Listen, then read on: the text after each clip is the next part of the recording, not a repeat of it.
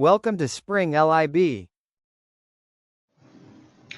Hello. Today we're going to be working on a problem where we have two masses attached to a spring. There's a weak glue between mass 2 and mass 1, and this glue comes apart at the very bottom of the spring's motion. So the first thing that we have to ask is, why did it come apart at the bottom? We can kind of figure this out by looking at the forces that are acting on mass 1. So on mass 1, we have the weight of gravity, F due to gravity, and then the other force that we have on it is the force that bonds the glue. So this is going to be the force of the glue going up. Now this force of the glue is a Newton's third law force, which is going to be equal to the force that the spring is exerting. So the place where this spring is exerting the greatest force is going to be at the very bottom of its motion, and also at the very top of its motion. But at the very top of its motion, it's going to be pointing in the same direction as the force of gravity.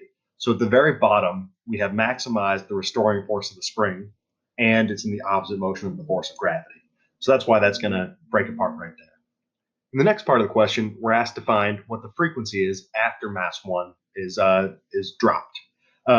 So the way that we do that is we've got a really simple expression for the angular frequency. Omega 2 is going to be equal to the square root of k divided by m2. And we know that this is going to be this m2 before. What omega was before was m2 plus m1 down at the bottom. And then we also know that the frequency is going to be equal to omega over 2 pi. Plugging all that in, we get the frequency is going to be equal to 1.45.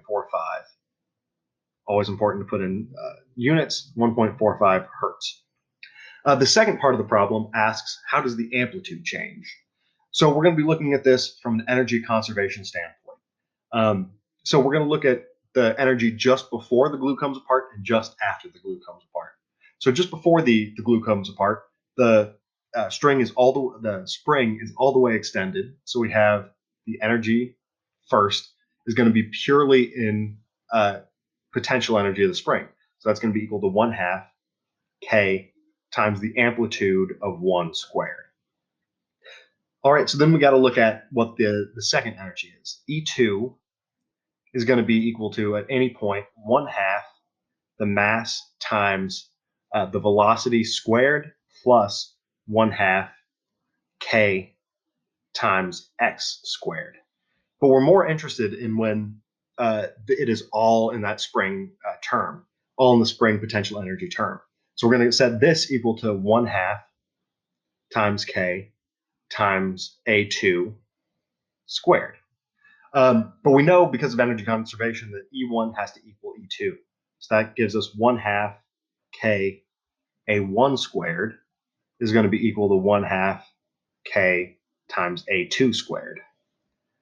So we can see pretty trivially that A1 is going to be equal to A2.